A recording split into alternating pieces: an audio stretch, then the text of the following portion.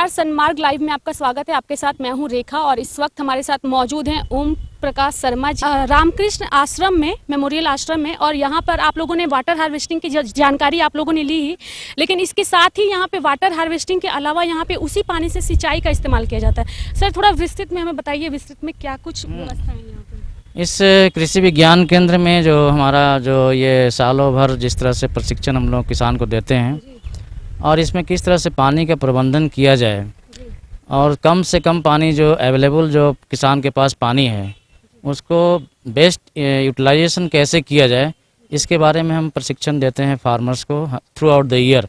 सालों भर यहाँ पर प्रशिक्षण देते हैं। जैसे अभी हम लोग सब्जी की खेती में जो एक जो तकनीक है, जो किसान कुछ करते भी हैं, कुछ नई तकनीक जैसे इसको बोलते हैं रीज एंड बंड, जिसको बोलते हैं रीज एंड फरो इरिगेशन टेक्नोलॉजी जो है, जिसमें एक ऊंचा मेड़ बनाते हैं और एक पानी को बहाने के लिए नाली होता है, रीज and furrow irrigation method.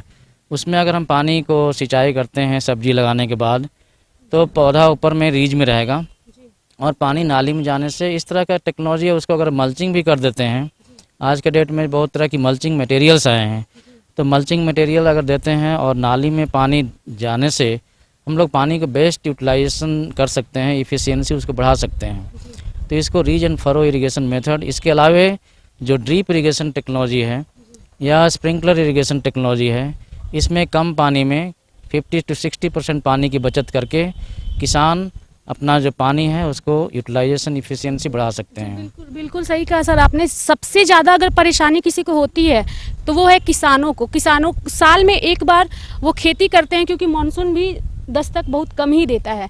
Monsoon का इस इंतज़ार किसान सालों भर करते रहते हैं, लेकिन आपके यहाँ इतनी अच्छी व्यवस्था है कि किसान सालों भर किसानी खेती कर सकते हैं। तो इसके लिए जैसे मान लीजिए किसी किसान को आना है यहाँ पे ट्रेनिंग लेना है, तो इसके लिए क्या कुछ व्यवस्था है? किसान यहाँ पर, ये पूरे ज़िले के लिए कृषि विज्ञान केंद्र है, रांची ज़िले के लिए।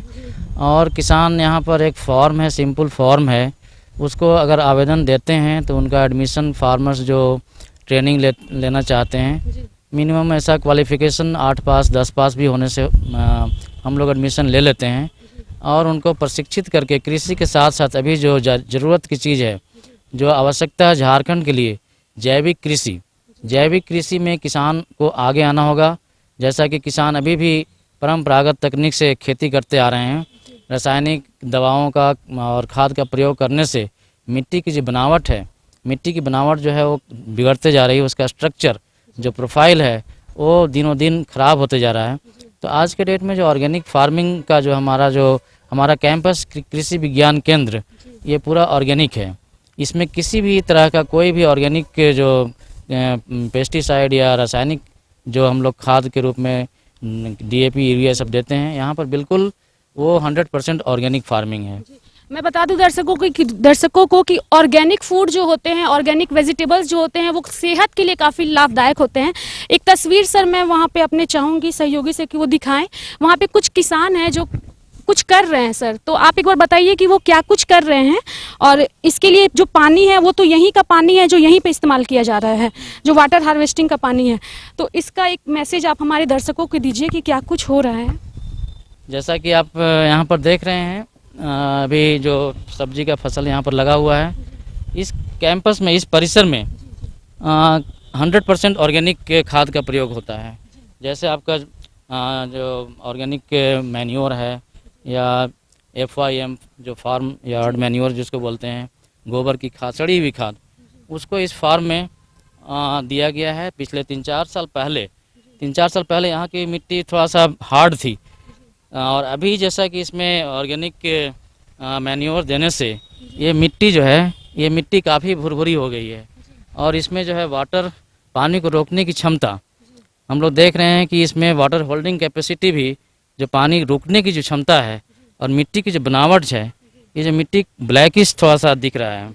लेकिन झारखंड के अन्य जगहों में बिना कोई, जैसा कि किसान ज़्यादा उपयोग नहीं कर रहे हैं ऑर्गेनिक मैन्योर का, तो उनकी जो ज़मीन है वो अभी भी हार्ड है और उसमें पानी रोकने की जो क्षमता है वो बहुत कम है। तो हम किसानों से बोलना चाहते हैं कि जितना से ज़्यादा ऑर्गेनिक फर्टिलाइज़र जैसे सड़ी हुई गोबर की खाद या केचुआ खाद या पोल्ट्री का भी जो लीटर है, या और भी जो कचड़े के, जैसे हम लोग नाडेप कंपोस्ट से भी खाद बनाना सिखाते हैं किसानों को। नाडेप कंपोस्ट में जो खाद बनेगा उसको, और नहीं तो और भी जितने भी रासायनिक खाद हैं उसका अगर किसान ज़्यादा से ज़्यादा उपयोग करते हैं ज़मीन में, तो मिट्टी की बनावट भी बदलेगी धीरे धीरे, और इसकी जो उर्वरा शक्ति है वो भी जो दिनों दिन बिगड़ते जा रही है वो उसमें धीरे धीरे बढ़ोतरी होगी, और ऑर्गेनिक फार्मिंग से ज़्यादा किसान फ़ायदा ले सकते हैं। बिल्कुल, thank you so much sir. तो जैसा कि आप सब ने देखा कि किस तरीके से यहाँ पे ऑर्गेनिक खाद्य पदार्थों का इस्तेमाल किया जाता है, जिसकी वजह से यहाँ की जो मिट्टी है और यहाँ के पेड़ पौधे हैं सबको काफ़ी फ़ायदा होता है।